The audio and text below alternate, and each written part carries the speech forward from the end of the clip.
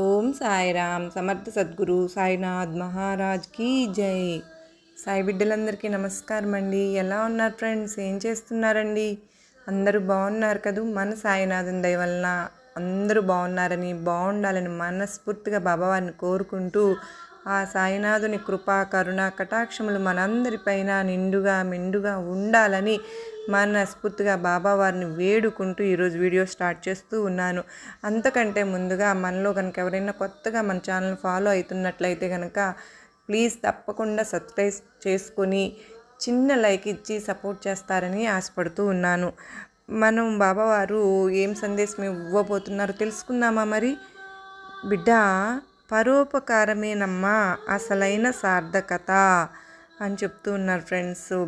మన వయసు వాళ్ళు ఉంటారు, వాళ్ళు ఎలాంటి సహాయం చేయాలికి ఉపక్రమించాలి అంటే పక్కన నేను చూస్తూ ఉంటానండి.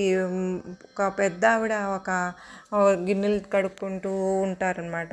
నేను కళ్ళారా చూశానమాట. ఇంకో చిన్న వయసు ఉన్న ఆవిడకి ఈవిడికి ఏమీ రిలేషన్ అంటూ ఏం లేదండి. కాకపోతే ఏంటంటే దగ్గర ఉంటారనమాట. అయితే ఆవిడ వెళ్ళి, అమ్మా నీకేమైనా నేను సహాయం చెయ్యినా అని అడుగుతూ ఉంటుంది. ఆ పెద్ద ఆవిడ ఏదైనా పని చేసుకుంటూ ఉంటే నిజంగానే మనకు కూడా అలాంటి అవకాశం వస్తే మాత్రం మనం కూడా ఎవరికైనా చెయ్యగలిగినంత సహాయం చేయడానికి మన మనసు ఎప్పుడు దానికి ఇదై ఉండాలండి. అయితే పరోపకారమే బాబావారు కూడా అసలైన సార్థకత అని చెప్తూ ఉన్నారు. ఈరోజు ప్రపంచంలో ఋషితుల్యులైన మనుషులు ఉన్నారు అంటే వారు ఒకప్పుడు అతి సామాన్యమైన వారే.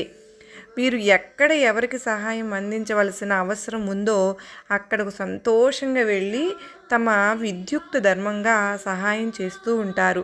అన్ని వేళలా ఆ పన్నులను ఆదుకునేందుకు స్వచ్ఛందంగా అందుబాటులో ఉంటారు. ఆ సహాయం పొందుతున్న వారికి కూడా ఇటువంటి ఉత్తములు వారి మధ్యనే ఉన్నారు అన్న విషయం తెలియకుండా వీరు మసలుతూ ఉంటారు. మన మధ్యన కూడా ఉంటారండి. మరి కొంతమంది తమ స్వార్థ చింతనలోనే తల మునకలవుతూ ఇతరుల వైపు చూడడానికి కూడా తీరిక లేకుండా ఉంటారు. కానీ అందరిలో భగవంతుడు ఉన్నాడు అని గనక మనం నమ్మగలిగితే చుట్టూ ఉన్న వారి అవసరాలు ఏమిటో తెలిసి చేయూతనివ్వటం జరుగుతూ ఉంటుంది. అలాంటి వారిని భగవంతుడు మెచ్చి వారు చేసిన చిన్న చిన్న సహాయాలే కాకుండా పెద్ద సత్కార్యాలు చేసే శక్తిని కూడా ప్రసాదిస్తారు. దానిని దైవప్రసాదంగా స్వీకరించి మనం నిజమైన సేవా దృక్పథంలో మన శక్తి సామర్థ్యాలు, ధన సంపదలు కొంతైనా ఇతరుల సేవకై ఉపయోగించాలి. అలా చేయలేనప్పుడు ఉన్నతమైన మానవ జీవితం నిరుపయోగమవుతుంది. ఉపయోగము లేని సంపద ఎంత ఉంటే ఏమి లాభం? ఇతరులకే వినియోగించని శక్తి సామర్థ్యాలు ఎంత ఉన్నా ప్రయోజనం శూన్యం. సేవా దృక్పథం ఉంటే బాబా మన చేరువలో ఉండి అన్నీ సమకూరుస్తూ ఉంటారు. ఎప్పుడైనా ఎక్కడైనా తరతమ భేదం లేకుండా అడగక ముందే పరులకు సహాయం చేసేవారి హృదయాలలో బాబా కొలువు తీరి వారి జన్మకు సార్థకత కలిగిస్తారు. ఆ చిన్న అమ్మాయి అడగడము, అమ్మ పెద్ద ఆవిడంక చూడడము అంతా చూస్తూ ఉంటే నాకు ఒక్కొక్కసారి బాబావారు వీళ్ళిద్దరినీ చూస్తూ ఉన్నారేమో అని కూడా నాకు అనిపిస్తూ ఉంటుంది ఫ్రెండ్స్. అప్పుడప్పుడు నేను చూస్తూ ఉంటాను. అయితే మనం ఎలాగా బాబావారు సేవ చేయడానికి మనం బాబావారు ఇంకో వివరం కూడా మనకు తెలియజేస్తూ ఉన్నారండి. అయితే ఏంటి అంటే ఒక కుటుంబం ఒక ఊరిలో చాలా పేద కుటుంబం అండి. వాళ్ళకి బాబావారు అంటే చాలా ఇష్టం. ఎంత పేద కుటుంబం అంటే పాపం ఆవిడ పని చేయడానికి వెళ్ళడానికి వేరే ఇంట్లో చేసి కానీ వస్తే కానీ ఇంట్లో ఇల్లు గడవదనమాట. అతనిది చిన్న ఏదో పనికి వెళ్ళి ఉండేవాళ్ళు అనుకోవాలి మనం. ఇంకా అయితే ఒకళ్ళ ఇంట్లో పని చేస్తుంది ఆవిడ.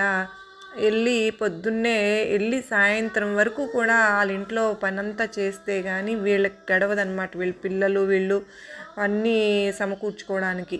అయితే అంటది పొద్దున్నే లేచి, నేను క్యారేజ్ కట్టాను, వెళ్తున్నాను, వాళ్ళ ఇంటికి పనికి వెళ్తున్నాను, మీరు వెళ్ళండి, అయినా ఎంత కష్టపడి చేసినా ఏమి లాభం, నెలాఖరికి వచ్చేసరికి తగ్గించే ఇస్తుంది ఆవిడ అని చెప్పి అంటది. అందుకే కదా నిన్ను మానేయమని అంటున్నాను, ఆరోగ్యం కూడా సరిగ్గా లేదు, ఎందుకు వాళ్ళు సరిగ్గా ఇవ్వట్లేదు కదా జీతం ఆవిడ అని చెప్పి అంటాడు తన భర్త. ఎలాగా మానేస్తే ఎట్లా, చలినీళ్ళకి వేడి నీళ్ళు తోడు, ఏదో దానికి ఉపయోగపడతాయి కదా, వెళ్ళొస్తాను అని చెప్పి వెళ్తుంది. వెళ్ళిన నిమిషం నుంచి కూడా ఆవిడ ఇంటికి ఆవిడ ఊపు రానివ్వకుండా పని వెంట చెప్తూనే ఉంటుంది. ఇంకా చేస్తే కూడానండి ఫ్రెండ్స్, అలా చేసావు, ఇది ఇలా చేసావు, బట్టలు మురికిపోలేదు, గిన్నెలు ఇది పోలేదు, అది అక్కడ అసలు నీకు పనే కుదరదా, ఇలా మాట్లాడుతూ ఉంటుంది. తను అన్నిటికీ ఓర్చుకుంటుంది. తనకి అవసరం కాబట్టి, డబ్బు అవసరం కాబట్టి శక్తి వంచన లేకుండా తన చేతనైనంత వరకు చేస్తూ ఉంటుంది. అలా చేస్తూ ఉండగా అలా ఇంకా జీతం ఇచ్చే టైం, అమ్మగారు నాకు ఇస్తారా, కొంచెం డబ్బులు అవసరం కదా, నెల జీతం ఇస్తారా అంటే ఇస్తానుండు అని చెప్పి తీసుకొచ్చి ఇస్తుంది. 2 వరహాలు తక్కువే ఇస్తుందండి. అదేంటి అమ్మగారు 10 వరహాలు అయితే 8 వరహాలు ఇచ్చారు అంటే, మరి మొన్న స్వీట్లు ఇచ్చాను కదా నీకు, అవి మామూలుగా ఉంటాయా ఏంటి, అవి చాలా కాస్ట్ ఉంటాయి, బయట కొనాలన్నా మీకు అంతా అవుతాయి, వాటి బదులు నేను 2 తగ్గించి ఇచ్చాను అంటది. అదేంటమ్మగారు అంటే, మరి మీరు అంతే కదా అని చెప్పంటే వాళ్ళ హస్బెండ్ ఉంటారండి. అదేంటి నువ్వు ఎంత పని చేస్తున్నావు, లేని వాళ్ళకి అలాగైనా చేసేది, ఎంత పిచ్చి పని చేస్తున్నావు అని ఆయన చాలా మంచి ఆయనండి. ఆ 2 వరహాలు కూడా తీసుకెళ్ళు అని ఇచ్చేస్తారనమాట.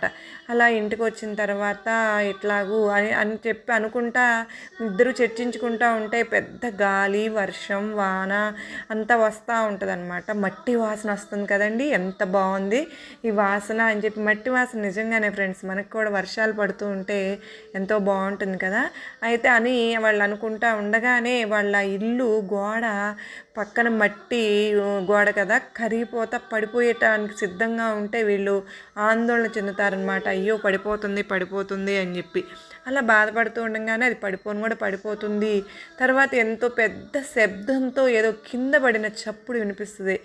ఏంటి అని చెప్పి అలాగెళ్ళి చూస్తే అక్కడ పెద్ద ఒక విచిత్రమైన పాత్రలో చాలా బంగారం నాణ్యాలు ఉంటాయి. అవి చూసి అవన్నీ వీళ్ళు ఆశ్చర్యపోతారు. ఇంటికి ఎక్కడి నుంచి వచ్చింది, ఇది ఎందుకు వచ్చింది ఏంటి అని చెప్పి అనుకుని, మనకి ఇంత డబ్బు వచ్చింది, మనం ఇంకా పని చేయాల్సిన పని లేదు, నేను రేపటి నుంచి పనికి వెళ్ళాల్సిన పని లేదు అని చెప్పి అంటది భర్తతో. అలా అనకూడదు నువ్వు, ఎవరికైనా అనుమానం వస్తుంది, మనకి ఇంత డబ్బు వచ్చింది, ఏం చేశారు, ఎక్కడి నుంచి వచ్చింది అని చెప్పి. నువ్వు వారం రోజులు అలాగే వెళ్ళు, నేను వీటిని మార్చి వెండి నాణాలుగా తీసుకొస్తాను అని చెప్పి అంటాడు. అలాగే వెళ్తుంది తను. మరుసటి రోజు వెళ్తే మళ్ళీ మామూలే, తను అట్లా విసుక్కుంటుంది, ఓర్చుకుని ఇంటికి వస్తుంది. నీతో ఇంకెన్నాళ్ళు పడతానులే, నాకు కొన్ని మంచి రోజులు వచ్చినాయి అని చెప్పి అనుకుంటుంది ఆవిడ కూడా, పని అమ్మాయి కూడా. అనుకున్నాక ఇంటికి ఇతను వెళ్తాడనమాట.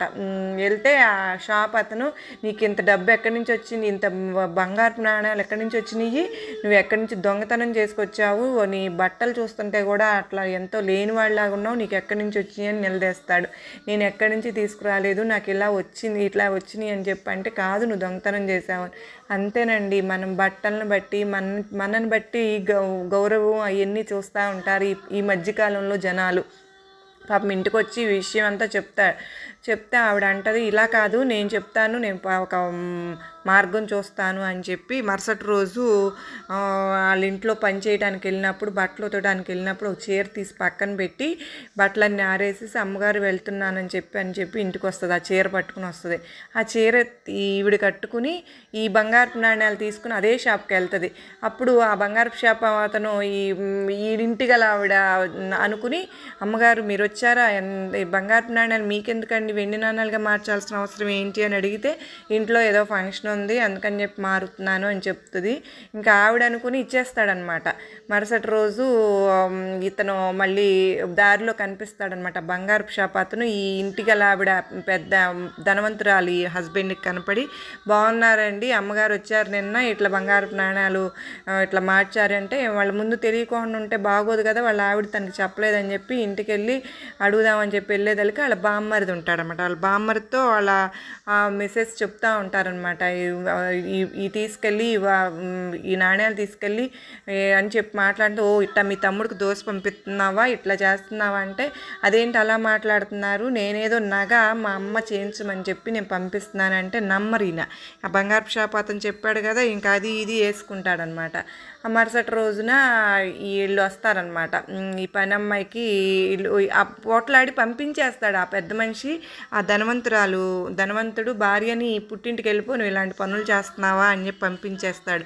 అప్పుడు ఈ పని అమ్మాయి వచ్చి ఇలా హస్బెండ్కి చెప్తుంది, మన వల్లే వీళ్ళకి తగాదాలు వచ్చినాయి, మనం ఇట్లాంటి పని చేయకూడదు, ఆయన చాలా మంచివాడు, మనం జరిగింది చెప్దాము అని అంటే, ఇది తెలిసిపోద్ది కదా మరి అంటే, తెలిసినా పర్వాలేదు విషయం చెప్దామని చెప్పి ఆయన దగ్గరికి వచ్చి, మాకు ఇలా ఇంట్లో దొరికినవి, ఇట్లా మేము మార్చడానికి వెళ్ళాం, అమ్మగారు చీర కట్టుకుని వెళ్ళాను అని వివరం మొత్తం చెప్తుంది. మీ మంచితనం వల్లే మీకు పూర్వీకులు మీకు ఇంట్లో అలాంటి బంగారు నాణ్యాలను మీకు కల్పించారు, మీరు నమ్ముకున్న బాబావారే మీకు అలాంటి అవకాశాన్ని ఇచ్చారు, బహుమతిగా ఇచ్చారు, లక్షాధికారం చేశారు అని చెప్పి అతను కూడా అంటాడు. వాళ్ళ భార్యని చక్కగా తీసుకొచ్చి వాళ్ళు హ్యాపీగా, వాళ్ళు కూడా హ్యాపీగా ఉంటారు ఫ్రెండ్స్. అంతేనండి, ఇప్పుడు అలాగే ఉన్నారు ఫ్రెండ్స్. ఎలా మన బట్టలను బట్టి మనను బట్టి గౌరవం ఇవ్వడం అనేది జరుగుతూ ఉంది. ఇట్లాగా బాబావారిని మనం నమ్ముకుంటే మనం ఇంకొకరికి సహాయం చేస్తే మనకి ఈ విధంగా సహాయం చేస్తారు అన్న సందేశాన్ని బాబావారు మనకు ఈ కథలో తెలియజేస్తూ ఉన్నారు. మరి మీకు ఎలా అనిపించింది ఫ్రెండ్స్? మంచిగా అనిపించింది కదూ. మరో చక్కని బాబావారి సందేశంతో మరలా కలుసుకున్నంత వరకు అందరికీ నమస్కారం అండి. ఓం సాయిరామ్. సర్వే జనా సుఖినో భవంతు.